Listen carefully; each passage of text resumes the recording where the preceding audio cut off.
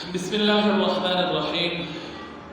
عن عبد الرحمن أبي قراد رضي الله تعالى عنه أن النبي صلى الله عليه وسلم توضأ يوما فجعل أصحابه يتمسحون بوضوئه فقال لهم النبي صلى الله عليه وسلم ما يحملكم على هذا؟ قالوا حب الله ورسوله إلى آخر الحديث.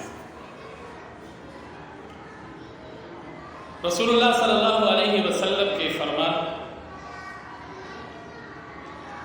جس میں دو باتیں میرے اور آپ کے سامنے ہیں. حدیث کا حاصل ہے کہ حضور صلی اللہ علیہ وسلم وضو فرما رہے ہیں اور صحابہ کرام آپ کے وضو کا استعمال شدہ پانی نیچے زمین پر گرنے نہیں دے رہے. ہر صحابی کی خواہش ہی ہے، ہر صحابی کی کوشش ہی ہے کہ مجھے پانی مل جائے اس میں سے کوئی، اور میں اس کو لے کر اپنے جسم کے اوپر، اپنے ہاتھوں کے اوپر، اور اس کے ذریعے برکت حاصل کروں. ایک بات تو اس حدیث سے ہی معلوم ہوئی کہ جو لوگ اللہ والے ہوتے ہیں ان سے تعلق رکھنے والی چیزوں میں برکتیں ہوتی ہیں. اس کو ہم تبرکات کہتے ہیں. یہ الگ بات ہے کہ حضور صلی اللہ علیہ وسلم کے استعمال شدہ چیزیں، آپ کے ساتھ تعلق رکھنے والی چیزیں، اس میں برکات بہت زیادہ ہیں. لیکن یہ بات ذہن میں رہے کہ برکت تعلق مع اللہ کی وجہ سے ہے، اللہ کے ساتھ تعلق کی وجہ سے ہے، اور نبی کا تعلق مخلوق میں سب سے زیادہ اللہ کے ساتھ ہے. پھر صدیق ہے، شہداء ہے، صلحاء ہے، علماء ہے، ان کا بھی تعلق مع اللہ ہے، البتہ درجے کا فرق ہے، برکت دونوں میں ہوتی ہے. لہذا یہ بات کہنا کہ حضور صلی اللہ علیہ وسلم کے متعلقات سے برکت، اس میں شرک ہے، فلاں مسئلہ ہے، فلاں مسئلہ ہے، یا حضور کے تبرک میں تو کوئی شرک کا شائبہ نہیں، اولیاء اور صلحاء ان کے جو تبرکات ہیں وہ باعث شرک ہے، حضور والا جائز اور یہ ناجائز، یہ بات درست نہیں. کیونکہ اگر باعث شرک دیکھا جائے تو حضور صلی اللہ علیہ وسلم کے ساتھ تعلق والی چیز میں زیادہ ہونی چاہیے. احادیث جب ہم دیکھتے ہیں تو ہمیں برکت کے کئی واقعات ملتے ہیں. کئی صحابہ کرام حضور نبی کریم صلی اللہ علیہ وسلم کے استعمال کی چیز کو بطور برکت کے اپنے پاس رکھتے ہیں.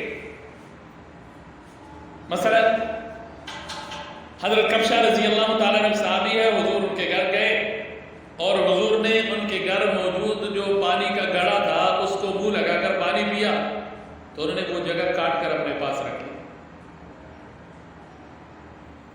نبی کریم صلی اللہ علیہ وسلم کے پاس کپڑا آیا کہ صحابی کو پسند آ گیا، صحابی نے مانگا، حضور نے دے دیا. لوگ ملامت کرنے لگے، یار کیا کیا تم نے، حضور سے چیز مانگی ہے، حضور کو پسند کپڑا تھا، حضور نے بھی استعمال ہی نہیں کیا، تم نے لے لیا. انہوں نے کہا میں نے اس لیے لیا تھا کہ میں اس کو اپنے کفن کے طور پر استعمال کروں.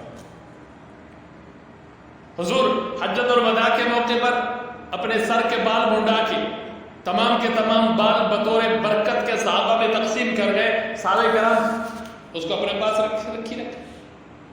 حضرت ام سلمہ رضی اللہ تعالی عنہ حضور صلی اللہ علیہ وسلم کی انہی بالوں میں ایک شیشے میں رکھ لیتی، ان کے پاس تھے بال، اس میں پانی ڈال لیتی، جو مریض آتا اب رضی اللہ تعالی عنہ وہی پانی مریض کو دیتی، مریض ٹھیک ہو جاتا.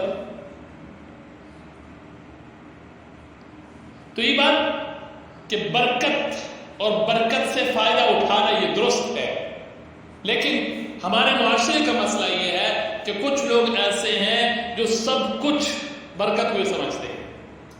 ہاتھ لگا لیا، نماز پڑھنے کی ضرورت نہیں ہے، پیر میرے گھر آ گئے، اب مجھے نماز پڑھنے کی کسی اور کام کرنے کی ضرورت نہیں ہے کیونکہ پیر صاحب لگا.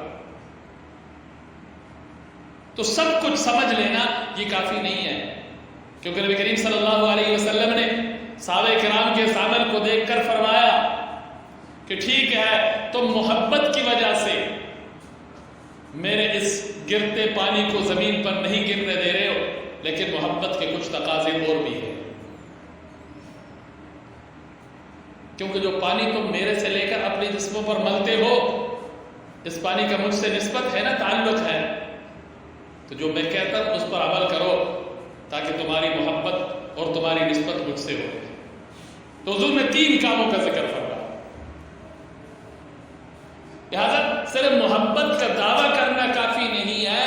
محبت ایک ہے میں کہوں مجھے حضور سے محبت ہے، اور ایک ہے کہ اللہ اور اس کے رسول یہ کہے کہ مجھے اپنے فلاں امتی سے، کہ ہم اللہ فرمایا مجھے اپنے فلاں بندے سے محبت ہے، تو حضور نے فرمایا ایک تمہاری طرف سے محبت کا دعویٰ ہے، محبت کا اعلان ہے، اور ایک اللہ اور اس کے رسول کی طرف سے محبت کا اعلان ہے۔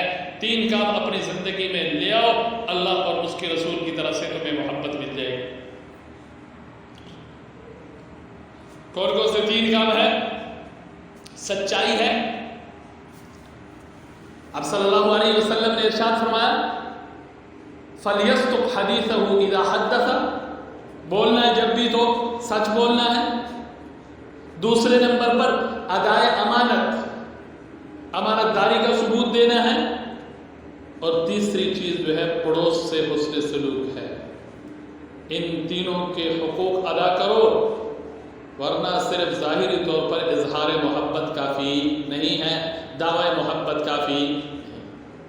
تو 2 چیزیں میں نے اور آپ نے اس حدیث سے سمجھی، ایک یہ کہ تبرک اس کا جواز ہے، تبرک اس کا ثبوت ہے، اور دوسری چیز کہ اگر مجھے اور آپ کو اللہ اور اس کے رسول کی محبت چاہیے تو میں اپنے عمل کی طرف توجہ دوں۔ خصوصاً اب صلی اللہ علیہ وسلم نے 3 شعبوں کو بیان فرمایا، سچ بولنا، امانت کا ادا کرنا، اور نمبر 3 وَلْيُحْسِنْ جَوَارِ مَنْ جَاوَرَهُ، اپنے پڑوسی کے ساتھ حسن سلوک کا معاملہ کرنا۔ جب یہ تینوں چیزوں کا بندہ عادی ہو جائے گا تو پھر اللہ اور اس کے رسول کی طرف سے